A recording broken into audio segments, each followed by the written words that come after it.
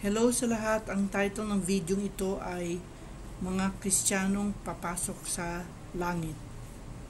Ang video na ito ay summary ng mga born again Christians na papasok sa langit.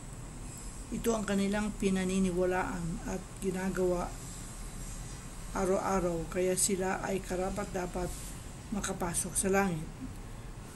Una, araw-araw hinihiling nila ang kalooban ng Diyos sa kanilang buhay. Pangalawa, natanggap nila ang banal na espiritu ng direkta mula kay Jesus Christ. Pangatlo, nagsisisi sila araw-araw.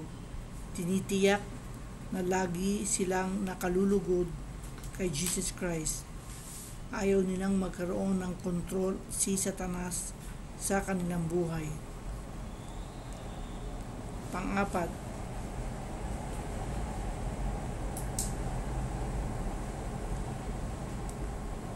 naniniwala sila na ang dahilan kung bakit namatay si Jesus Christ ay para sa kanila, dahil mahal na mahal sila ng Diyos at ayaw niyang mapunta ang mga tao sa impyerno.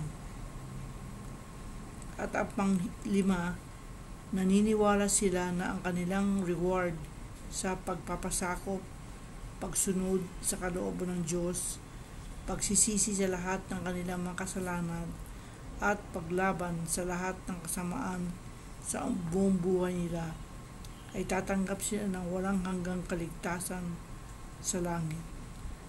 Ito ang katapusan ng mensahe. Kung meron kayong tanong sa mensaheng ito, ay magdasal kayo ng diretso kay Jesus Christ at maging matyagang hintayin ang sagot niya. Mabigyan po kayo ni Father God, Holy Spirit, and Jesus Christ ng pagmamahal, kapayapaan, at karunungan sa isip at puso mo sa araw-araw. Sa ngalan ng Jesus Christ. Amen.